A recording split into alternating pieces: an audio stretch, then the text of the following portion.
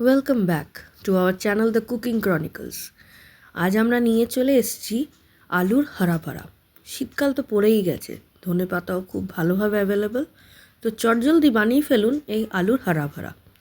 তার জন্য লাগবে আলু সেদ্ধ, তার সাথে দেব আমরা ধনে পাতা বেশ খানিকটা, আর দেব কাঁচা লঙ্কা আর রসুন। আপনারা ঝালটা নিজেদের হিসেব অনুযায়ী দেবেন।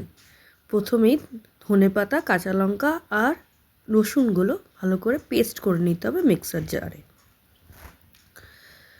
ভালো করে ধনে পাতাগুলো ওয়াশ করে নেবেন, দিয়ে ছাড়িয়ে নেবেন। ডান্ডাগুলো দেওয়ার দরকার নেই।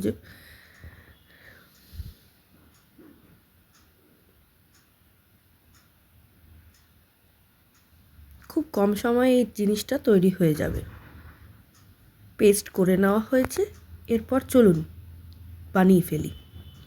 তেলে আলু সেদ্ধগুলো হালকা ভেজে নিতে হবে।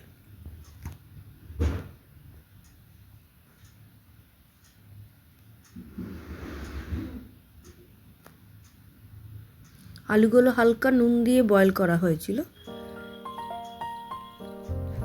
ভাজা হয়ে গেছে, তুলে রাখা হচ্ছে।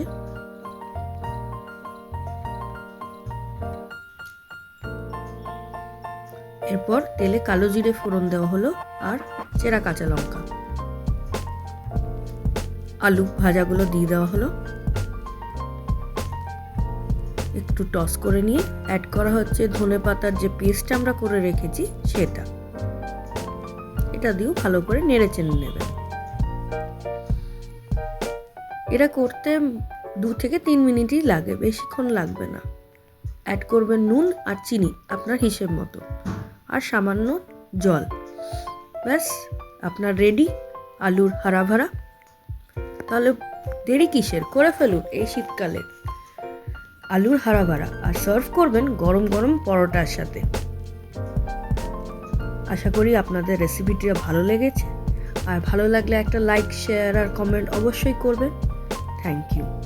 প্লিজ আমাদের পাশে থাকবেন।